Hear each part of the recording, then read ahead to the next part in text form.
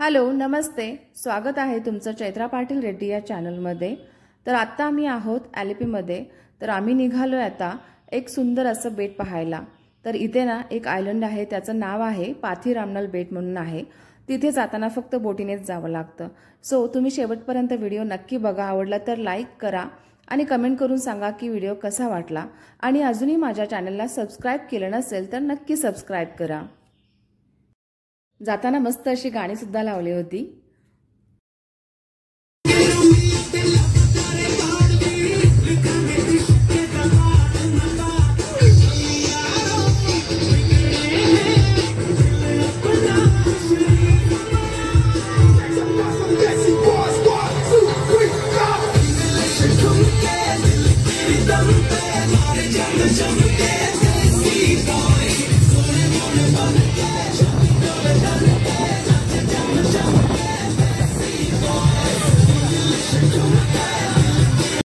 दुपारची वेळ होती त्यामुळे शार्वी सुद्धा झोपली होती छान अशी। आणि मग आम्ही प्रवास सुरू केला। जायला आम्हाला 20 मिनिटं लागले, बोटीपासून ते आयलंड पर्यंत जायला 20 मिनिटं लागले। आणि मग तिथे गेल्यानंतर जाताना सुद्धा प्रवासी एकमेकांना हाय हॅलो करत होते।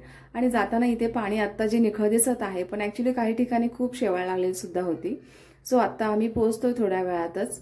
तर जाताना सुद्धा खूप छान वाटत होतं, एकदम निवांत आणि एकदम शांत वाटत होतं।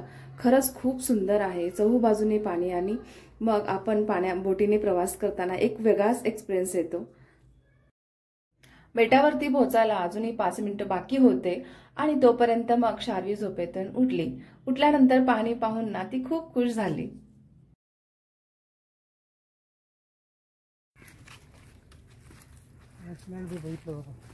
फायनली आम्ही बेटावरती पोहोचलो आणि तिथे ना कचरा वगैरे टाकण्यास मनाई आहे, प्लास्टिक सुद्धा टाकू शकत नाही। सो तिथे पाणी पिण्यासाठी बॉटल वगैरे आपण घेऊ शकतो। आणि मग आम्ही चालत पुढे निघालो। तिथे एक छोटंसं मंदिर सुद्धा आहे, तुम्हाला थोडा वेळ 5-10 मिनिटं पुढे चालत जावं लागतं आणि मग तिथे आधी स्टार्टिंगलाच मंदिर दिसतं। आणि मग त्यानंतर ना आसपास सगळे झोपाळे सुद्धा होते, 2 ते 3 झोपाळे सुद्धा होते।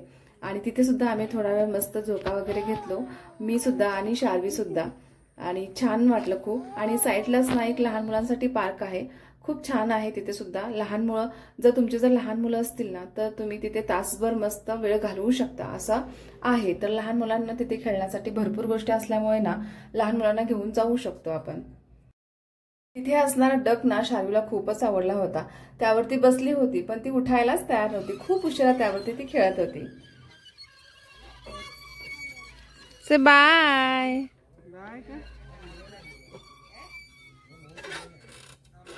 खूपच शांतता होती सगळीकडे, पण खूप छान वाटत होतं, काहीतरी वेगळं असं पाहायला भेटलं आम्हाला।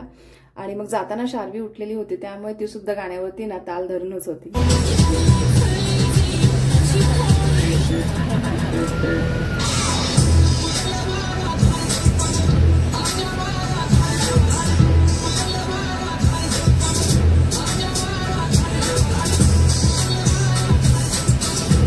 आणि आम्ही आयलंड बघून आल्यानंतर ना हॉटेलजवळ जो बीच होता तिथेच आम्ही दुसऱ्या दिवशी आम्ही सकाळी पहाटे सुटलो होतो, कारण आम्हाला सकाळी 7लाच ना बोट राईड करायची होती।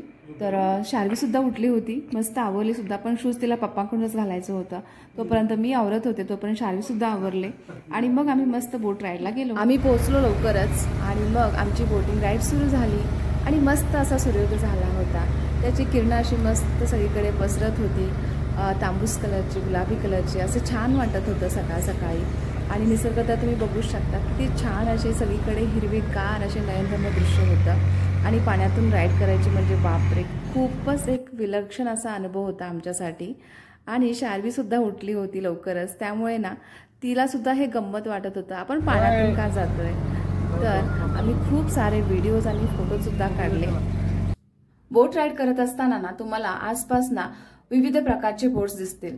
तर त्यामध्ये तुम्ही स्टे करायचं असेल तर तुम्ही राहू सुद्धा शकता, त्यासाठी ना तुम्हाला बोट हाऊस सुद्धा भेटेल जे पाण्यामध्येच असेल आणि त्याच्यातून राईड सुद्धा करू शकता। तर खूप छान असे विविध प्रकारचे बोट्स होत्या तिथे। आणि मस्त आता उजेड पडला होता त्यामुळे शार्वी सुद्धा आता तिच्या खेळण्याच्या मस्ती करण्याच्या मूडमध्ये आली होती। तर आम्ही जाताना ना तिथे एक नाश्ता सेंटर पण होतं, साईडलाच होतं पाण्याला लागूनच। पण ना तिथे मी व्हिडिओ शूट नाही करू शकले कारण शार्वी थोडीशी किरकिर करत होती. सो तिथे आम्ही नाश्ता वगैरे केला. त्या काकांनी थांबवली होती बोट तिथे. नाश्ता करून झाला आणि मग आम्ही परत रिटर्न निघालो. तर आम्हाला जाऊन यायला ना बोट राईडला पूर्ण कंप्लीट 1.5 तास लागले. सो खूप छान असा अनुभव होता बोट राईड.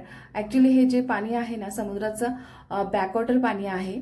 तर इथे तुम्हाला खूप ठिकाणी ना सगळ्या प्रकारचे बोट्स दिसतील जिथे तुम्ही स्टे सुद्धा करू शकता आणि राईड सुद्धा करू शकता. त्यासाठी तुम्हाला आधी बुकिंग सुद्धा करावं लागतं. सो खूप छान असा अनुभव होता. इथे तर काही लोक ना बोटने प्रवास करतात. तिथे एक अशी सुद्धा बोट आहे जिथे तुम्ही रेग्युलर प्रवास करू शकता. जसे आपल्याकडे जशा बसेस असतात तसे तिकडे बोटीने प्रवास करतात. तर खूप छान असा अनुभव होता. सगळीकडे मस्त हिरवेगार निसर्ग, नारळाची झाडं आणि खरंच एक सुंदर असा मस्त अनुभव होता. तर मरारी बीचवरती सुद्धा आम्ही गेलो होतो. तिथले काही फोटोज मी आता अपलोड केलेले आहेत, ते बघू शकता व्हिडिओमध्ये. तर असा होता आमचा दिवस. तर व्हिडिओ आवडला तर लाईक करा आणि सबस्क्राईब नक्की करा. भेटू पुन्हा. बाय.